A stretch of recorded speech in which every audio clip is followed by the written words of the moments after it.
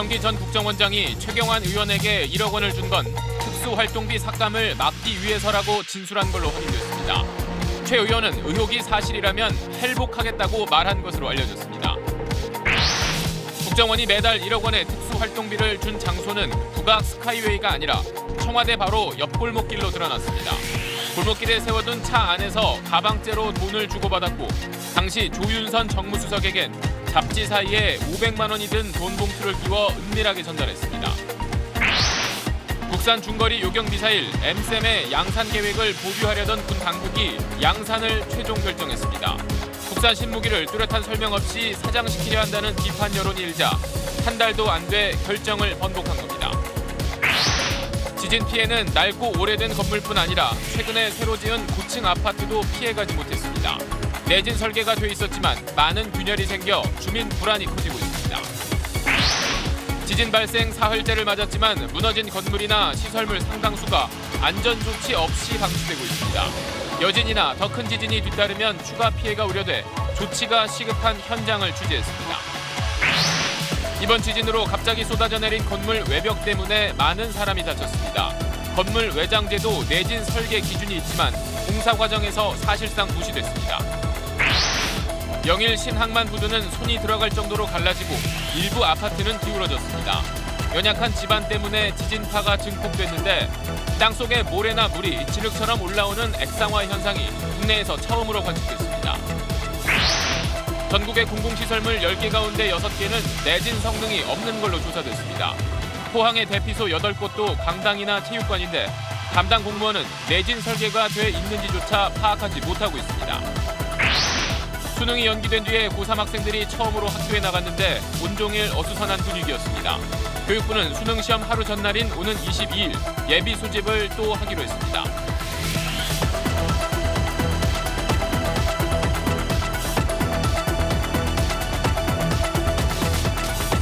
수소, 우주의 75%. 그 무한한 수소로 자동차를 달리게 하다. 현대자동차. 여러분 안녕하십니까. 오늘 8시 뉴스는 자유한국당 최경환 의원의 국정원 특수활동비 수수 의혹 관련 기사로 시작하겠습니다. 이병기 전 국정원장이 2014년 당시 경제부총리였던 최경환 의원에게 특활비 1억 원을 준 건 국정원 특수활동비가 삭감되는 걸 막기 위해서라고 검찰에서 진술한 걸로 확인됐습니다. 검찰이 지난 14일 이병기 전 원장을 조사하던 도중 긴급 체포한 것도 이 수사 때문이었던 걸로 확인됐습니다. 오늘 첫 소식 박상진 기자입니다. 지난 2014년 10월 이현수 전 기조실장이 최경환 당시 경제부총리 겸 기획재정부 장관에게 1억 원을 전하겠다고 보고해 이를 승인했다. 이병기 전 국정원장의 검찰 진술 내용입니다. 당시 국회에서 야당 의원들을 중심으로 국정원 특수활동비 삭감을 요구하고 있어 기재부의 도움이 필요했다는 게 그 이유였습니다. 이 전 원장은 이현수 전 실장이 국정원 특수활동비 1억 원을 모두 현금으로 서울 모처에서 최 전 장관 측에 전달한 걸로 알고 있다고 진술했습니다. 이현수 전 실장 역시 검찰 조사에서 같은 내용으로 말하고 관련 증거도 낸 것으로 전해졌습니다. 실제 기재부는 2015년도 예산안에 국정원 특수활동비를 전년보다 90억 원 늘어난 4,802억 원으로 책정했습니다. 검찰은 이런 정황으로 볼 때 국정원이 최 전 장관에게 건넸다는 1억 원은 대가성이 있는 뇌물로 판단하고 있습니다. 예산 편의를 바란 국정원의 로비라는 겁니다. 검찰은 어제 영장심사에서 이병기 전 원장을 소환조사 중에 긴급 체포한 이유를 최 전 장관 측과 관련 증거를 없앨 수 있기 때문이라고 밝힌 걸로 전해졌습니다. 검찰은 구속된 이 전 원장을 상대로 보강조사를 거쳐 이르면 다음 주 후반쯤 최경환 전 장관을 소환하는 방안을 검토하고 있습니다. SBS 박상진입니다. 의혹의 당사자인 최경환 의원은 자신이 국정원으로부터 특수활동비를 받았다면 할복하겠다면서 강하게 반발했습니다. 전병헌 전 정무수석에 이어서 최경환 의원까지 여야 주요 인사들이 검찰의 수사 선상에 오르면서 여의도는 숨을 죽인 채 이제 수사의 향방을 예의주시하고 있습니다. 계속해서 문준모 기자입니다. 자유한국당 최경환 의원은 현재 대구 지역구에 머물며 언론에 직접 모습을 드러내진 않고 있습니다. 대신 보좌관을 통해 특활비 수수 의혹에 격앙된 반응을 보였습니다. 최 의원은 국정원이 왜 나에게 1억 원이나 되는 돈을 주겠냐며 이런 의혹이 사실이면 동대구역 앞에서 할복하겠다고 밝혔다고 보좌관은 전했습니다. 자유한국당 홍준표 대표는 최경환, 서청원 의원 등 친박계 청산에 대해 자동 사망이란 표현으로 답했습니다. 지금 자동 사망 절차로 가고 있잖아. 자동 사망 절차로 가고 있는데 뭘 그걸 물어요. 하지만 현 정부가 자유한국당을 적폐정당으로 뒤집어 씌우고 있다며 반발했습니다. 최 의원을 비롯해 원유철, 이우연 의원 등 소속 중진들이 줄줄이 검찰 수사를 받게 됐기 때문입니다. 검찰 사정에 대한 불안감은 여의도 전체로 번지고 있습니다.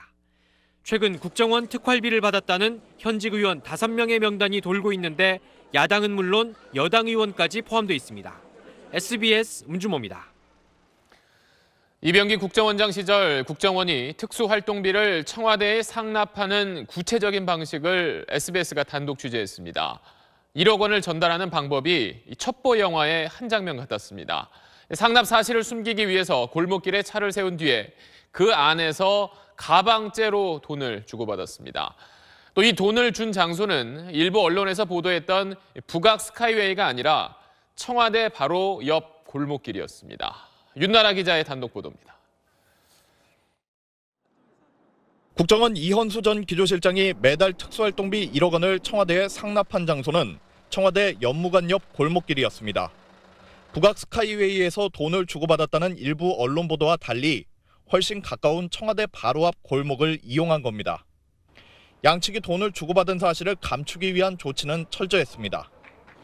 국정원은 돈의 출처를 숨기기 위해 5만 원권의 띠지를 모두 제거하고 1000장씩 5천만 원권 다발 2개를 만들었습니다. 이렇게 만들어진 돈다발을 이 전 기조실장이 서류 가방에 담아 청와대 근처로 직접 들고 갔습니다. 안봉근 전 비서관이 청와대 연무관 옆길로 차를 몰고 나오면 이 전 기조실장이 그 차에 올라타 가방째 돈을 건네줬다는 게 검찰 조사 결과입니다. 검찰은 이렇게 청와대로 건너간 국정원 특수활동비가 최종적으로 박근혜 전 대통령에게 상납됐다는 문고리 3인방의 진술을 확보한 걸로 전해졌습니다.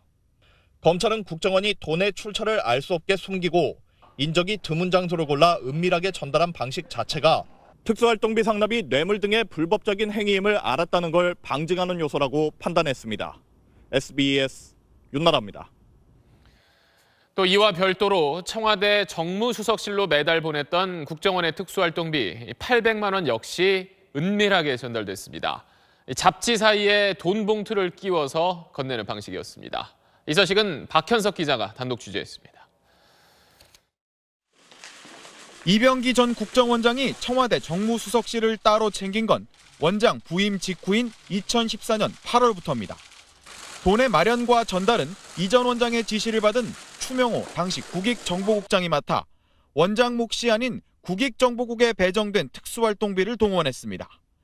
추 전 국장은 매달 초 서울의 한 호텔 커피숍에서 신동철 당시 정무비서관을 만났습니다. 잡지 한 권을 신 전 비서관에게 전달했는데 잡지에는 500만 원과 300만 원이 든 돈봉투 2개가 끼워져 있던 것으로 검찰은 파악했습니다. 각각 조윤선 전 정무수석과 신 전 비서관 몫이었습니다. 검찰 조사에서 이 전 원장은 과거 함께 근무한 적 있는 신 전 비서관이 자금 부족으로 업무가 힘들다고 해 추 전 국장과 상의했고 그 정도는 줄 수 있다고 해 승인했다는 취지로 진술했습니다. 검찰은 이 돈 역시 은밀한 전달 방식을 썼던 점으로 미뤄 대가성 있는 뇌물로 의심하고 있습니다. 당시 정무수석실이 이른바 화이트리스트, 보수단체 지원과 관제 시위 등의 문제로 업무상 국정원을 지휘하는 관계였던 만큼 현안 관련 편의를 노렸다는 겁니다. 이 전 원장은 대통령 비서실장으로 영전한 뒤에도 추 전 국장을 만나 돈은 잘 주고 있냐고 묻는 등 정무수석실을 계속 챙겼던 걸로 알려졌습니다. SBS 박현석입니다. 어제 사의를 표명한 전병헌 전 청와대 정무수석에게 검찰이 소환 조사 날짜를 통보했습니다. 다음 주 월요일인 20일 피의자 신분으로 조사받게 됩니다. 전병남 기자. 검찰은 전병헌 전 청와대 수석에게 다음 주 월요일 피의자 신분으로 나와 조사를 받으라고 통보했습니다. 국회 미방위 소속이던 지난 2015년 재승인 과정의 하자를 묵인해준 대가로 롯데홈쇼핑이 e스포츠협회에 3억 원의 후원금을 내도록 하는데 개입한 혐의입니다. 그동안 검찰은 전 전 수석 측근들을 잇따라 구속하며 수사망을 좁혀왔습니다. 전 전 수석의 의원 시절 보좌진인 윤문용 씨 등 3명은 후원금 중 1억 1천만 원을 빼돌린 혐의 등으로 e스포츠협회 사무총장 조모 씨는 협회 돈으로 전 전 수석 측 비서와 인턴 월급을 준 혐의 등으로 구속됐습니다. 검찰은 e스포츠협회를 중심으로 범행이 이뤄진 과정엔 결국 협회의 명예회장이었던 전 전 수석의 관여가 있었을 것으로 보고 있습니다. 전 전 수석은 관련 혐의를 강하게 부인하고 있습니다. 하지만 검찰은 이미 상당한 물증을 확보해 전 전 수석에 대해 구속영장을 청구하는 방안을 적극 검토하고 있습니다. SBS 전병남입니다. 다음 소식입니다. 한국형 미사일 방어 체계를 구성할 핵심 전력 가운데 하나가 바로 국산 중거리 요격 미사일 MSAM인데 최근 군 당국이 양산 계획을 보류하려는 움직임을 보였습니다. 힘들게 개발한 국산 첨단 무기가 생산 중단 위기에 놓이자 이해할 수 없다는 반응이 많았는데 결국 군 당국이 오늘 다시 MSAM을 양산하기로 결정했습니다. 먼저 김태훈 국방전문기자입니다. 국군의 날 행사 때만 해도 국산 중거리 요격 미사일 MSAM은 국산 첨단 무기의 대표 주자로 소개됐습니다. 원샷 원킬, 국내 기술로 개발된 탄도미사일 요격 미사일 천궁입니다. 그런데 송영무 국방장관이 돌연 MSAM의 성능과 비용을 문제 삼으며 지난달 20일 양산을 보류했습니다. 1조 얼마 정도 되는 돈은 너무나 아까우니 낭비다 해서 돈을 먼저 생각했고요. 청와대 고위 관계자도 MSAM은 곧 도태될 노후 무기라며 국방장관에게 힘을 실어줘 MSAM 양산 중단은 기정사실이 됐습니다. 하지만 차질 없이 개발된 국산 신무기를 뚜렷한 대안도 명확한 설명도 없이 사장하려 한다는 비판 여론이 거세게 일었습니다. 군은 내부 의견과 여론 등을 종합 판단한 뒤 오늘 MSAM 양산을 최종 결정했습니다. 현 안보 상황과 전력화 시기를 고려하여 올해 12월에 착수할 예정입니다. 감사원이 전력화 중단을 통보한 국산 수리온 헬기도 문제가 된 결함들이 규정에 따라 바로 잡혔거나 수정되고 있다며 우선 육군용 20대와 해병대용 2대를 전력화하기로 했습니다. SBS 김태훈입니다. 네, 김태훈 기자 나와 있습니다. 결국 이렇게 양산 결정을 할 것을 왜 처음에는 보류 결정하고 또 양산이 중단될 수 있다 이런 말이 나온 건가요? 네, 이 MSAM이 성공적으로 개발된 국산 무기이고 네. 그리고 한국형 미사일 방어체계 KAMD의 절반 이상의 비중을 차지하는 무기인 만큼 네. 양산과 조기 전력화를 의심하는 사람은 거의 없었습니다. 그렇죠. 그런데 송영무 장관이 이 MSAM이 성능 대비 가격이 너무 비싸다 그런 말을 했고요. 그리고 청와대 고위 관계자는 곧 도태될 노후 무기다라고 말하면서 외국의 대체 무기가 도입되는 거 아니냐는 말이 나오기 시작했습니다. 그럼 이 외국의 대체 무기가 뭐냐 그 말들이 많았는데 바다의 사드로 통하는 SM-3 그것이 가장 주목을 받았습니다. 그러니까 외국에서 들여올 무기, 그러니까 SM-3를 들여오기 위해서 애써 만든 국내의 첨단 무기를 사장시키는 거 아니냐 이런 주장이었던 거죠? 네, 이게 정의당 김종대 의원이 처음 거론한 네. 얘기인데요. 그 미국의 해상 기반 요격 무기 SM-3는 송영무 국방장관이 여러 차례 도입 필요성을 제기한 적이 있습니다. 그리고 트럼프 대통령이 첨단 무기를 우리나라에 팔겠다고 말한 것도 있으니까 앞뒤가 딱 맞아떨어지죠. 네.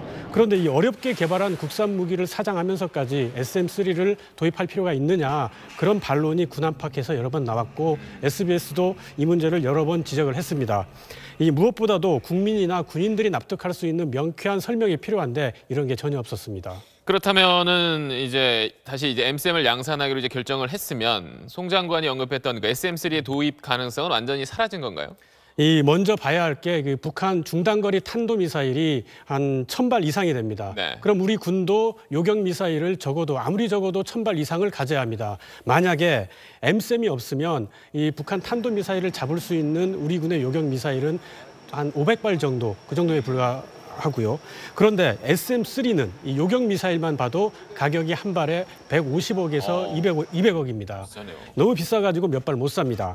그리고 이 SM-3는 요격 고도가 150km 이상인데 북한의 주력이라고 하는 스커드 미사일은 150km 밑으로 날아다닙니다. 그래서 요격하기가 굉장히 어렵고요. 여기에다 이 미국의 MD 체계 이 편입 논란도 부를 수 있어서 미국에서 이 구매 요구를 한다 하더라도 이런 여러 가지 문제점들을 잘 짚어보고 생각을 해야 될 것 같습니다. 과정에 혼란이 있었지만 그래도 합리적인 결정을 한 것 같네요. 네, 김태형 국방전문기자였습니다. 네, 그제 포항에서 일어난 지진으로 70대 할머니가 무너진 담벼락에 깔려서 크게 다쳤는데 현재 의식불명 상태입니다. 자, 잠시 뒤부터는 포항 지진 관련 소식 집중적으로 전해드리겠습니다.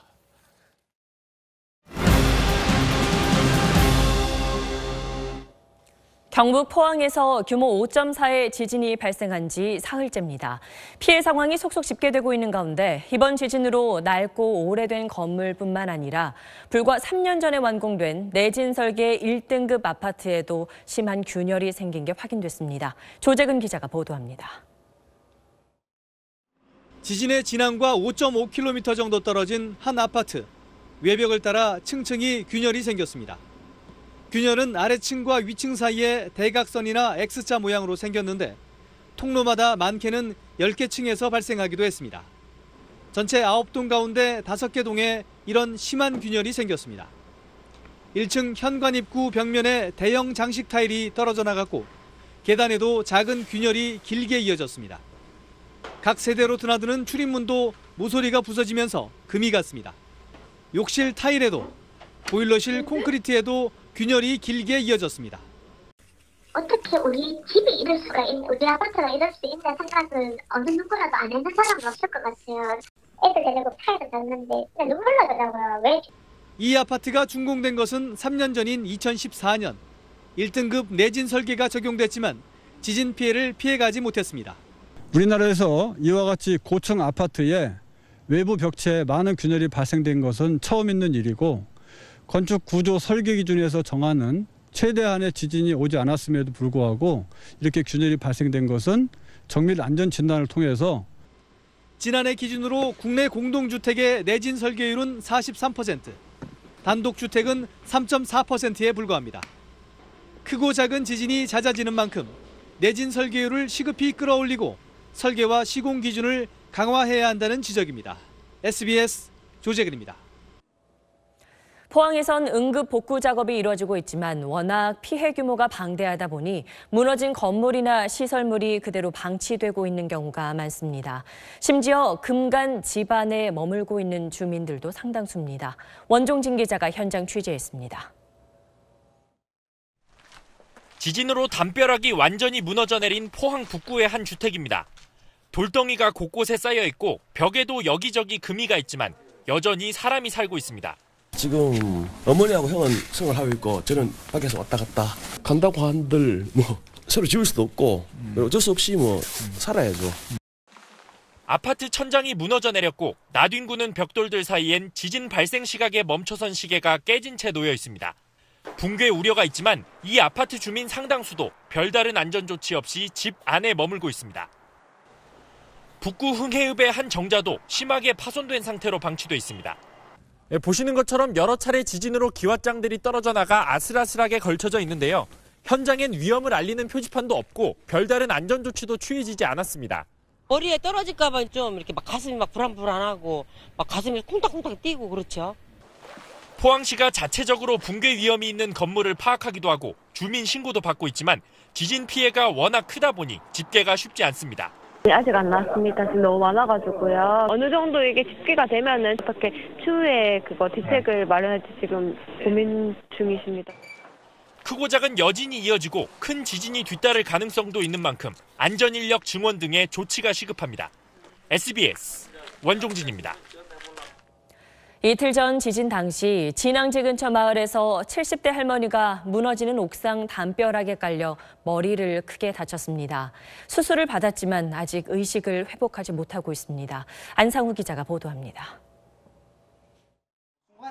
옥상에서 떨어진 두꺼운 벽돌이 어지럽게 흩어져 있습니다. 지난 15일 5.4 규모의 지진으로 옥상 담벼락이 무너지면서 떨어진 겁니다. 이 집에 살던 78살 김모 할머니는 집으로 들어가던 길에 떨어지던 벽돌에 머리를 심하게 다쳤습니다. 이웃 주민의 도움으로 병원으로 옮겨졌습니다. 넘어지면서 노인의 머리를 비켜 맞았는 거지. 집에 사람이 없으니까 바로 옆에 요 음항공장 여기 직원들이 발견하고 급하니까 119 부를 새도 없이 그 차에 싣고 병원을 호송했는 거예요. 뇌출혈 증상을 보인 김할머니는 병원 이송 직후 3시간에 걸쳐 뇌수술을 받았습니다. 하지만 의사소통이 안 될 정도로 의식을 회복하지 못하고 있습니다. 눈을 뜰 수 없는 상태고 못 뜨죠. 의사소통은 되지 않는데 자발적인 조금씩 움직임이 가능해요. 지금까지 집계된 부상자는 77명으로 김할머니를 포함해 13명이 입원 치료를 받고 있습니다. SBS 안상우입니다. 여진의 공포 속에 수능을 준비해야 하는 포항의 수험생들은 이래저래 근심 걱정이 많을 겁니다. 그런데 수능 시험이 연기된 게 불만이라며 포항 고3들을 탓하고 비난하는 댓글들이 올라오고 있습니다. 전형우 기자입니다. 인터넷과 SNS 일부 공간에서 돌고 있는 댓글들입니다. 포항 때문에 나머지 수십만 수험생이 피해를 보게 됐다. 포항이 아니었으면 수능 연기는 없었을 것이다. 이런 철없는 글들이 포항 수험생들의 가슴을 더 아프게 하고 있습니다. 저희도 이걸 원해서 이렇게 일어난 게 아니라 천지변 때문에 이렇게 일어난 상황인데 오히려 제일 힘들어하는 사람 저희고 그러는데 그쪽 사람들 입장에서 생각해보면 그럴 수도 있겠다 싶긴 했는데 그래도 저희 입장을 다시 한번 생각해줘서 이해해줬으면 하는 댓글들에 대한 서운함을 미뤄두고 수능에 전념하려 해도 현실이 마음 같지 않습니다. 지진으로 학교가 문을 닫아 책을 못 가져오고 아침 9시부터 12시까지 책 같은 거 가져오라고 학교를 열어주긴 했는데 그래도 그 가져올 수 있는 그 양의 한계가 있으니까. 기숙사도 집 근처 도서관도 모두 지진으로 문을 닫고 왜 하필 이번 연도에 일어났을까? 왜 이런 혼란이 하필 내가 수능 칠 이때 일어났을까? 시험날 지진이 나진 않을지 모든 게 불안합니다. 수능 당일날도 이거 여진이 일어날 가능성이 되게 높다고 생각하니까 수능 칠 때 집중이 될까 이 생각이. 포항 수험생들은 수능까지 남은 하루하루를 낯선 환경과 여진 공포 속에 말 그대로 버텨내고 있습니다. SBS 전용우입니다. 지난해 말 기준으로 전국의 공공시설물 10곳 가운데 6곳은 내진 성능을 갖추지 못한 것으로 조사됐습니다. 이번 지진 같은 재난 때 대피소로 쓰이는 공공시설의 안전도 장담할 수 없다는 얘기인데 지금 이재민들이 머물고 있는 포항의 대피소들은 어떤 상황인지 정혜경 기자가 현장을 점검해봤습니다. 포항 지진 이후 이재민들이 임시로 기거하고 있는 대피소는 현재 모두 9곳입니다. 특히 흥해 실내체육관은 이재민 1,000명이 머물고 있습니다. 보통 피해 지역 주변의 학교나 체육관 같은 공공시설이 대피소로 지정되지만 이 건물들의 내진 설계 여부는 장담할 수 없습니다. 흥해 실내체육관은 준공 당시인 2003년 건축법상 내진 설계 의무 대상엔 포함되지 않았습니다. 1,000명을 수용하는 대피소로 쓰이고 있는데도 내진 설계가 돼 있는지 아닌지를 담당 공무원조차 파악하지 못하고 있습니다. 자료를 한번 봐야 되는데 자료가 없어요. 뭐 참고라도 뒤져보고 해야 되는데. 지진 발생 후 대피소를 지정할 때 내진 성능 여부를 확인하도록 하는 규정조차 없다는 게 문제입니다. 그 지자체에서 지정하다 보니까 이 건물이 내진 설계된 건물인지 아닌지를 확인하지 않고 긴급 대피소를 지정하는 경우가 지금 많이 있습니다. 또 한 번 큰 지진이 오면 어찌 될지 모를 상황이지만 오갈 데 없는 이재민들로선 속수무책입니다. 흔들리고 무너질 경우는 나갈 수도 없지 싶다고 막 그렇게 이야기를 하고 있는데 갈 데가 없으니까. 지진 대피소로 사용되는 공공시설부터 내진 성능을 갖추게 하고 주민 대피 매뉴얼을 꼼꼼하게 보완해야 한다는 지적이 나오고 있습니다. SBS 정혜경입니다. 날은 갈수록 추워지고 대피소 생활은 불편하지만 이재민들은 집으로 돌아갈 엄두가 나지 않습니다. 살던 집에 대한 안전 진단 결과가 좋게 나와도 불안한 마음을 씻을 수는 없을 것 같다고 말합니다. 노동규 기자의 보도입니다. 콘크리트가 떨어져 나가 철근을 드러낸 기둥이 위태롭게 떠받치고 있는 다세대 주택. 한쪽으로 기울고 건물 곳곳에 금이가 당장 무너질 듯한 아파트.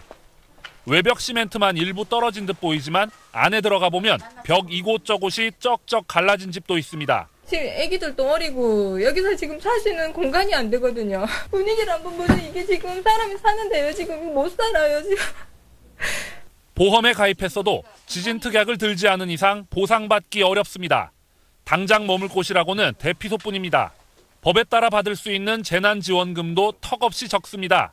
집이 조금 부서진 경우는 100만 원, 반쯤 부서졌으면 450만 원, 완전히 파괴됐어도 900만 원이 전부입니다. 세입자에겐 이주비가 지원되지만 300만 원이 최대입니다. 정부는 임대주택 160채를 마련하고 포항시는 임시 컨테이너를 지원한다는 방침이지만 이재민 수가 갈수록 늘고 있어서 턱없이 부족한 실정입니다. SBS 노동규입니다. 지진이 일어나고 이제 세 번째 밤이 찾아왔지만 피해 지역 주민들은 여전히 잠을 제대로 이루지 못하고 있습니다. 삶의 터전에서 처음 경험했던 지진의 충격이 아직도 생생한 공포로 남아있기 때문입니다. 송성준 기자입니다. 약국 건물이 갑자기 심하게 흔들리면서 진열돼 있던 약품들이 와르르 떨어져 내립니다. 느닷없는 진동에 놀란 약사들이 황급히 밖으로 뛰어나갑니다. 눈 깜짝할 사이에 약국은 난장판이 돼버렸습니다. 기르던 고양이까지도 혼비백산 달아납니다. 길에서 채소를 팔던 할머니와 길을 가던 할머니도 갑작스러운 흔들림에 놀라 어찌할 바를 모릅니다. 당시 CCTV를 보기만 해도 눈시울이 붉어집니다. 잠도 지금 못 자고 있거든요. 먹는 것도 못 먹고 있어요. 생각이 없는 거죠. 아무 생각이 없는 거죠. 생활용품 마트입니다. 10초 넘게 심하게 흔들리면서 천장이 내려앉고 진열돼 있던 물통과 온갖 종류의 생활용품들이 마구 쏟아져 내립니다. 가게는 순식간에 아수라장으로 변했습니다. 놀란 주인과 손님이 황급히 가게 밖으로 나옵니다. 이 가게는 지금까지 문을 열지 못하고 있습니다. 정상적인 영업은 안 됩니다. 지금 내부 수리하는 중이고, 그렇습니다. 커피와 꽃을 파는 가게. 선반에 진열돼 있던 꽃과 서적등이 와르르 쏟아져 내립니다. 차를 마시던 손님들이 잠시 머뭇거리더니 앞다퉈 밖으로 대피합니다. 지진은 지나갔지만 지역 주민들의 마음속엔 여전히 지진 공포가 자리 잡고 있습니다. SBS 송승준입니다. 네, 방금 영상만 봐도 지진 당시 얼마나 놀라고 또 두려웠을지가 느껴집니다. 자, 이런 악몽의 순간에도 나보다 남을 더 먼저 생각하는 사람들이 있었습니다. 한지연 기자가 취재했습니다. 한 중증 노인 요양원. 땅이 심하게 흔들리지만 거동이 불편한 노인들은 1층 의자에 앉은 채 꿈쩍도 하지 않습니다. 하지만 직원들은 재빨랐습니다. 어르신들을 일일이 일으켜 세워 밖으로 대피시키고 몸이 불편한 사람들은 안아서 휠체어에 앉힌 뒤 밖으로 피합니다. 하나 된 마음으로 힘을 모아 20여 명의 노인 모두를 밖으로 안전하게 대피시켰습니다. 엘리베이터 지지대 축이 휘고 화장실 내부가 박살날 정도였지만 끝까지 노인들의 안전을 돌본 겁니다. 어르신들 생명이 일단 우선이기 때문에 어르신들부터 구해야겠다라는 생각에 선생님들이고 모든 임직원들이 열심히 열성적으로 하게 되었습니다. 골목길에 주차된 차들 위로 건물 외벽 잔해가 떨어져 찌그러지고 건물 전체가 흔들려 너도 나도 놀라 대피하는 긴박한 상황이었던 만큼 나보다 남을 먼저 생각하고 약자를 도우려는 요양원 직원들의 헌신적인 도움은 더욱 빛나 보였습니다. SBS 한지연입니다. 앞서 화면에서도 계속 보셨지만 갑자기 쏟아져 내린 건물 외벽에 많은 분들이 다쳤습니다. 이런 건물 외장재 설치에도 내진 설계 기준이 있지만 공사 과정에서 거의 무시되고 있는 걸로 나타났습니다. 박진호 기자입니다. 마치 껍질 벗겨지듯 무너져 내리는 건물 외벽. 주택과 상가에서도 건물 파편이 낙석처럼 쏟아지면서 사람들이 다치고 공포를 느꼈습니다. 가슴이 쿵탕 걷고 마음도 막 그렇고 불안하고 그래요. 다닐 때도 자꾸 위로 쳐다보게 되고 혹시나 무슨 뭐가 떨어지지 않을까. 건설업계에선 부실한 공사의 결과라고 입을 모읍니다. 그거를 구조 벽체 안에 같이 연결해놨어야 되는데 쉽게 말하면 옆에다 벽돌만 쌓은 거예요. 외벽을 시공할 때는 구조벽에 연결하는 고정장치와 함께 각 층별로 무게를 분산시키는 슬래브 받침대를 배치해야 하는데 단순히 시멘트와 모래를 섞은 모르타르나 접착제만을 쓰는 경우가 많다 보니 옆으로 흔들리는 지진에 무력했다는 겁니다. 떨어진 거 건물 보면 거의 대부분 다 옛날 건물이잖아요. 그때는 우리나라에 설마 지진이 날까 이런 생각을 거의 안 했죠. 국토부는 2009년부터 건물의 외벽과 내장재 같은 비구조재도 일정한 지진 하중을 견뎌야 한다는 기준을 만들었습니다.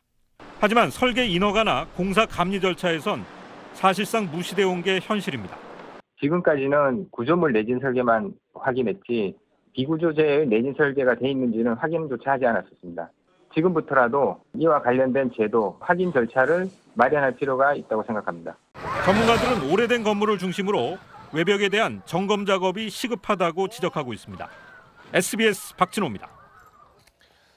이번 포항 지진 이후 이렇게 1층에 벽이 없이 기둥만 있는 필로티 구조 건물에 대한 불안감이 커지고 있습니다. 지진이 일어났을 때 힘없이 무너져 내리는 기둥의 내부 구조가 가장 큰 문제라는 지적입니다. 자, 같은 두께라도 콘크리트만 두껍게 바르고 정작 뼈대가 되는 철근 배열과 고정 장치가 부실하다 보니까 결국 안전에 문제가 생긴다는 겁니다. 박수진 기자가 취재했습니다.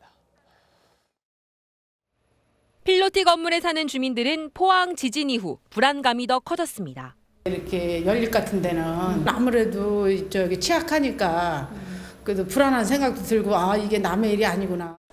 하지만 모든 필로티 구조 건물이 지진에 취약한 건 아닙니다.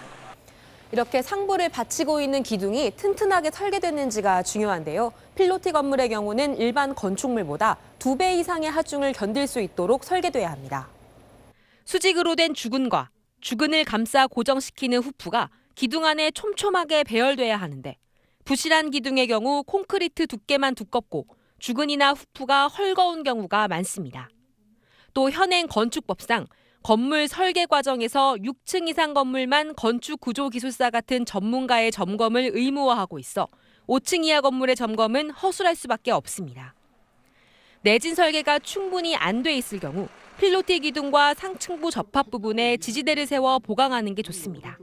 내진 보강을 하면 층수를 높여줄게. 주차 대수를 줄여준다든지 인센티브 쪽에서 해결을 해야지 그걸 예산을 투여한다 그러면 그건 끝도 없어요. 정부는 이번 지진으로 필로티 구조 건물의 취약성이 드러난 만큼 대책을 마련하겠다는 입장입니다. SBS 박순입니다. 이번 지진에서 무리하게 건물 밖으로 대피하다가 다친 분들이 적지 않습니다. 땅이 흔들릴 때 뛰쳐나가는 게 가장 위험할 수 있다고 합니다. 어떤 내용인지 이성훈 기자가 전해드립니다. 지진으로 건물이 심하게 흔들리자 한 남성이 황급히 밖으로 뛰쳐나옵니다. 그 순간 건물 외벽이 무너져 내리는데 하마터면 잔해에 깔려 큰 화를 입을 뻔했습니다. 진동에 놀란 사람들이 가게에서 우르르 빠져나오다 뒤엉키고 한 여성이 바닥에 쓰러지면서 무릎과 손을 심하게 다쳤습니다. 흔들림을 느끼자마자 급하게 탈출을 시도하다가 2차 피해를 본 겁니다. 많이 흔들렸어요. 나도 당황 잘 안 하는데 이번에 당황해가 뛰어나왔네요. 지진에 따른 흔들림은 통상 최대 2분 이내입니다. 이 순간에 어떤 판단을 하느냐가 생사 또는 부상 여부를 가를 수 있습니다. 이곳은 지진 상황을 체험할 수 있는 센터입니다. 실제 지진이 발생하면 이렇게 탁자 밑으로 들어가 양손으로 두 다리를 잡고 진동이 멈출 때까지 기다리는 게 가장 안전합니다. 큰 흔들림이 멈춘 뒤에 대피하는 게 낫다는 겁니다. 실제 진동 중에 다치는 경우가 많이 있습니다. 진동은 길어봐야 1, 2분이기 때문에 진동이 멈춘 다음에 이동하는 게 좋습니다. 탈출할 때는 화재나 폭발에 대비해 전기불과 가스를 끄고 나가는 게 좋습니다. 가방이나 손으로 머리를 감싼 채 빠르게 대피하되 엘리베이터 대신 계단을 이용해야 합니다. 만일 엘리베이터 안에 있다면 모든 버튼을 눌러 가장 먼저 열리는 층에서 내리면 됩니다. 전문가들은 우리나라도 이제 지진 안전지대가 아닌 만큼 집안에 떨어지기 쉬운 물건은 고정해두고 집 근처 대피 장소도 알아두라고 조언합니다. SBS 이성훈입니다. 또 포항 지역의 연약한 집안이 이번 지진에 피해를 키웠다는 분석이 나왔습니다. 연약한 집안 때문에 지진파가 증폭됐는데 이 집안이 늪처럼 변하는 액상화까지 처음 관측됐습니다. 안영인 기자입니다. 포항 영일 신항입니다. 컨테이너 부두 작업 공간이 손이 들어갈 정도로 갈라졌습니다. 갈라지면서 주저앉아 최고 20cm가량의 턱이 생긴 곳도 있습니다. 아파트는 마치 피사의 사탑처럼 기울었습니다. 한국지질자원연구원은 연약한 집안이 이런 피해를 부추긴 것으로 분석했습니다. 주로 단단한 안반 위에 세워진 경주와는 달리 포항의 이번 지진은 손으로 강하게 누르면 들어갈 정도로 약한 퇴적층 위에 있습니다. 위에 있는 건물이 작은 진동에도 크게 흔들릴 수 있는 겁니다. 특히 약한 퇴적층과 지표 근처의 모래 자갈층을 통과하면서 지진파가 2차례나 증폭됐다고 연구원은 밝혔습니다. 퇴적층이 존재하게 되면 토사의 어떤 조건에 맞는 그러한 진동수 성분들은 더 커질 수 있습니다. 저희가 지진동 증폭이라고 표현하게 되고요. 실제로 진앙 주변에 설치된 지진계는 규모 7.4에 해당하는 0.58G의 중력 가속도를 관측했습니다. 지표에서의 진폭이 애초 발생한 지진의 규모보다 더 커진 겁니다. 특히 약한 집안에 강한 진동이 더해져 진앙 근처에서는 땅속의 모래나 물이 진흙처럼 올라오는 액상화 현상이 국내에서 처음으로 관측됐습니다. 액상화 현상이 진행되면 집안이 늪처럼 변해 피해가 커질 수 있습니다. SBS 안영인입니다. 네, 이렇게 여전히 불안감이 가시지 않고 있는 가운데 포항에서 조금 전 여진이 또다시 발생했습니다. 아직 집에 돌아가지 못하고 있는 주민분들이 괜찮은지 걱정됩니다. 대피소에 나가 있는 취재기자 연결해 보겠습니다. 김기태 기자. 네, 포항 흥해체육관에 나와 있습니다. 네, 많이들 놀라셨을 것 같은데 여진이 언제쯤 발생한 건가요? 네, 조금 전인 저녁 6시 57분쯤 규모 2.6의 여진이 또다시 발생했습니다. 제가 서 있는 이곳 체육관에도 꽤 많이 흔들렸고 몇 초간 진동이 이어졌습니다. 대피소에 있는 이재민들이 깜짝 놀라 자리에서 일어나고 비명을 지르기도 했습니다. 현장에 있던 공무원들이 안내 방송을 해서 진정시키고 다독이는 모습도 보였지만 꽤 오랫동안 긴장하는 모습이 이어졌습니다. 또 여진 직후에 갑자기 통신량이 늘면서 전화나 노트북이 원활하게 연결되지 못하기도 했습니다. 아침에 51번째 여진 이후 내내 소강 상태를 보이다가 저녁 시간대 갑작스럽게 찾아온 여진은 이곳을 공포로 몰아넣었습니다. 여진이 올 때마다 놀라기도 하고 또 비좁은 공간에서 스트레스를 많이 받아서 그런지 대피소 한쪽에 마련된 무료 진료소에는 감기나 두통, 허리 통증을 호소하는 사람들의 발길이 끊이질 않았습니다. 지진 부상자도 77명으로 늘었습니다. 이재민들은 대피소 생활이 언제 끝날지 기약이 없는 데다 하루가 다르게 추워지는 날씨 걱정에 더 힘들어하고 있습니다. 지금까지 흥해체육관에서 SBS 김기태입니다. 네, 이렇게 시리에 빠진 이재민들을 돕기 위한 온정의 손길도 계속 이어지고 있습니다. 봉사자들은 따뜻한 음식을 대접하면서 이재민들의 지치고 불안한 마음을 위로했습니다. 이 소식은 이혜미 기자가 전하겠습니다. 이른 아침부터 대피소 앞엔 푸드 트럭들이 속속 도착했습니다. 기온이 뚝 떨어진 추운 날씨. 트럭에선 붕어빵이 구워지고 이재민들의 지친 몸과 마음을 따뜻하게 만들어줄 음식이 무료로 제공됐습니다. 음식 드시고 조금이라도 힘내시라고 뭐 그런 마음이죠. 어떻게 말로 어떻게 위로가 되겠습니까? 점심엔 자원봉사자들이 현장에서 직접 자장면을 만들어 이재민들에게 전달했습니다. 봉사자들은 배식부터 배달까지 도맡아 대피소 안팎의 이재민들을 살뜰히 챙겼습니다. 의료진도 대피소에 상주하며 이재민들의 건강을 돌봤습니다. 하나, 둘, 셋, 넷, 다섯. 숫자를 내가 세라고 하는 거는 소리를 내면은 불안이 차단돼요. 그래서 그걸 꼭 명심하셔야 돼요. 지난 사흘간 1,300여 명의 봉사자들이 이재민들과 피해 복구 작업을 도왔습니다. 전국의 지자체와 기업들은 물과 라면 등 각종 구호품과 성금을 피해 지역에 보내 지원에 동참했습니다. SBS 이혜미입니다. 수능 시험 연기로 어제 학교에 나오지 않았던 고3 학생들이 오늘 다시 등교했는데 온종일 어수선한 분위기였습니다. 수능 시험 계획을 새로 짜고 있는 교육부는 시험 하루 전인 22일에 다시 예비 소집을 하기로 했습니다. 노유진 기자입니다. 고등학교 3학년 교실, 수험생들이 숨죽이며 공부합니다. 모의고사를 풀어보고 빼곡하게 필기해놓은 시험지도 다시 들춰봅니다. 인터넷 강의를 들으며 마지막 정리를 하기도 합니다. 교사들은 돌아다니며 학생들의 질문을 받아줍니다. 수업 대신 자율학습을 하는 겁니다. 컨디션 조절 잘 해놨는데 다시 준비를 해야 한다는 사실이 좀 그렇고 또 그냥 허탈하다는 느낌? 갑작스런 일정 변경에 점심급식도 준비되지 않아 고3 학생들은 12시가 되자 모두 하교합니다. 독서실을 찾아 나서지만 가는 곳마다 고3 학생들로 붐벼 빈 독서실을 찾기가 쉽지 않습니다. 어저께 수능이라면은 오늘부터 안 가도 되잖아요. 그래서 공부 안 하려고 독서실에서 짐을 뺐는데 이제 자리 다시 전해보니까 잡으려고 자리가 없다. 교육부는 수능 시험 전날인 22일 전국적으로 다시 예비 소집을 하기로 했습니다. 전에 배정된 고사장은 그대로지만 교실은 모두 바꾸기로 했습니다. 지난번 예비 소집 때 배정된 교실을 그대로 쓰면 부정행위 가능성이 있어서입니다. 다만 지진이 난 포항은 포항에서 시험을 볼지 아니면 다른 지역으로 옮길지 21일까지 결정해 수험생들에게 알리기로 했습니다. SBS 노유진입니다. 다음 주 목요일 수능 시험 날 혹시라도 또 지진이 발생하면 어떻게 해야 할까요?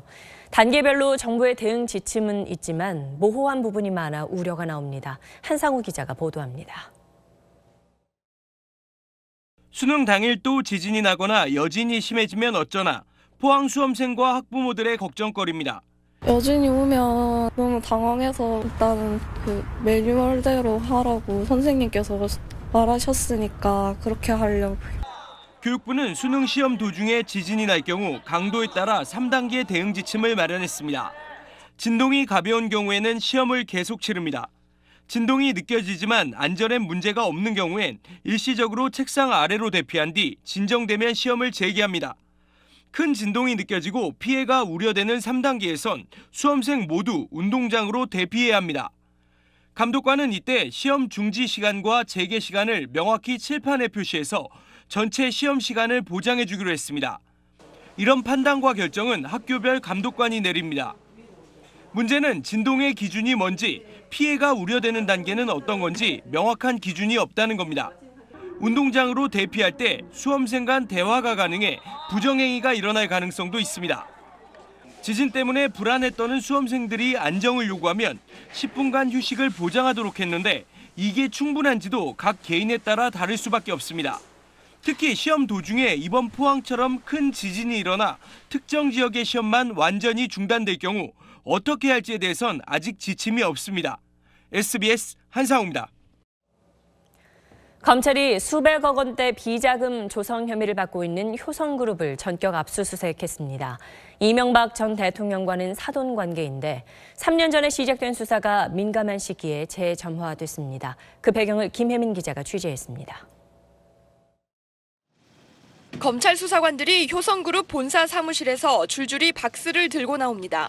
검찰이 오늘 오전 9시부터 8시간 동안 서울 마포구 효성그룹 본사와 관련자 자택 등 9곳을 동시에 압수수색했습니다. 2014년 조성래 전 회장 둘째 아들인 조현문 전 부사장의 고발로 시작된 효성그룹 비자금 의혹을 캐기 위해서입니다. 조 전 부사장은 당시 형인 조현준 회장과 회사 임원들이 자회사에 수백억 원대 손실을 입히고 수십억 원대 비자금을 조성했다고 주장했습니다. 검찰은 그동안의 조사를 통해 일부 의혹에 신빙성이 있다고 판단한 것으로 전해졌습니다. 이미 조 전 회장 등은 2013년 8,900억 원대 분식회계로 법인세를 포탈하고 비자금을 조성한 혐의로 기소돼 현재 2심 재판을 받고 있고 오늘 2차 공판이 있었습니다. 오늘 검찰에서 압수수색한 거 아시죠? 오늘 비자금 혐의로 압수수색한 거에 대해서 한마디 좀 부탁드릴게요. 회장님하고 그게 없어요. 검찰은 이미 3년이 넘은 사건인 만큼 이번엔 수사를 마무리하겠다는 입장입니다. 검찰은 이번 수사가 조 전 회장과 사돈지간인 이명박 전 대통령과는 무관하다는 입장이지만 압수 자료들과 돈의 흐름을 조사하는 과정에서 관련 정황을 포착할 가능성도 배제하지 않고 있습니다. SBS 김혜민입니다. 특정 예능 프로그램이 인기를 끌면 다른 방송사나 심지어 중국 같은 해외에서도 형식을 그대로 베껴 무단 사용하는 경우가 많죠. 이런 베끼기 제작 관행에 대해 제동을 걸은 대법원 판결이 나왔습니다. 최희성 기자입니다. 중국의 한 예능 프로그램입니다. 일반인과 스타의 듀엣부터 스마트폰 앱으로 경연을 펼치는 점, 무대 디자인까지 SBS의 판타스틱 듀오 그대로입니다. 저작권 침해 논란이 일었지만 중국 제작자는 프로그램 형식만 차용했다고 밝혔습니다. 대법원이 이런 제작 관행에 제동을 걸었습니다. 지난 2012년 CJ 는마블이 제작한 짝꿍 게이머 특집은 SBS의 짝과 형식이 똑같았습니다. SBS는 저작권을 침해당했다며 1억 5천만 원을 배상하라는 소송을 냈지만 1, 2심은 구성 요소들이 아이디어에 불과해 저작권의 보호 대상이 아니라고 판단했습니다. 하지만 대법원의 판단은 달랐습니다. 프로그램 형식도 제작 의도에 따라 선택되는 만큼 창작적 개성이 있다면 저작권을 인정해야 한다며 원심을 뒤집었습니다. 구체적 대본 없이 대략적인 구성안만을 기초로 상황을 보여주는 이른바 리얼리티 프로그램도 구성 요소들과 그 선택 및 배열에 창작성이 있다면 저작물로 보호받을 수 있다고 판단하였습니다. 이번 판결로 창의적인 한류 프로그램에 대한 국내외의 무분별한 베끼기를 막을 수 있는 법적 근거가 마련됐다는 평가입니다. SBS 최희선입니다.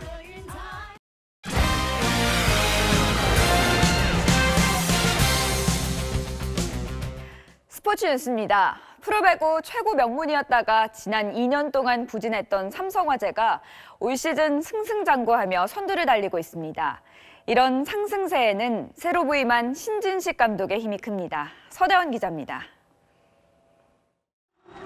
갈색 폭격기로 불리며 삼성화재의 전성시대를 이끌었던 신진식 감독은 명가 재건을 위해 올 시즌 친정팀 지휘봉을 잡았는데 신진식 효과가 시즌 초반부터 나타나고 있습니다.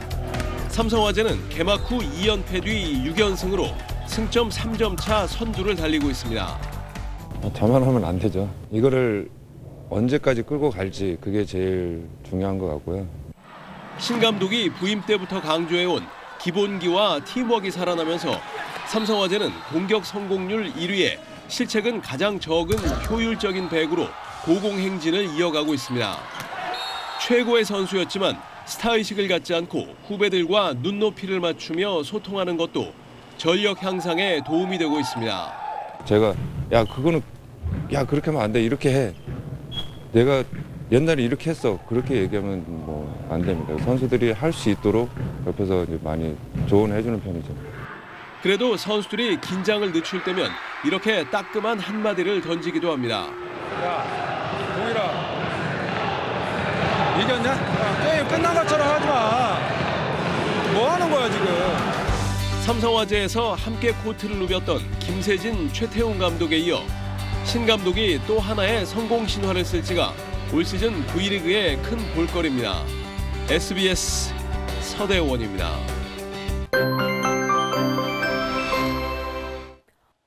오늘 퇴근길 무렵 서울에 첫눈이 내렸습니다. 양이 적어서 길가에 쌓이지는 않았는데요.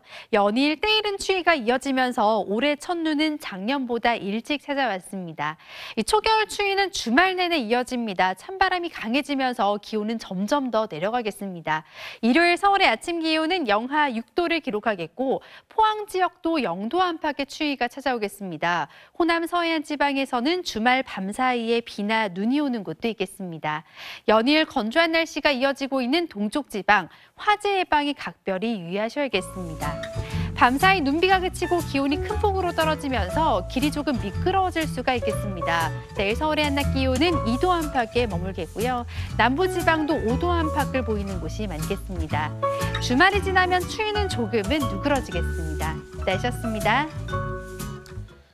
네, 수능이 연기되면서 모든 수험생분들이 혼란스럽겠지만 그래도 지금 포항에서 시험을 준비해야 하는 학생들이 아마 가장 힘들 겁니다. 이럴 때일수록 서로 상처 주는 말보다는 힘내라는 응원 한 번씩 보내주시죠. 더 이상 피해 없길 바라면서 오늘 8시 뉴스 마치겠습니다. 고맙습니다.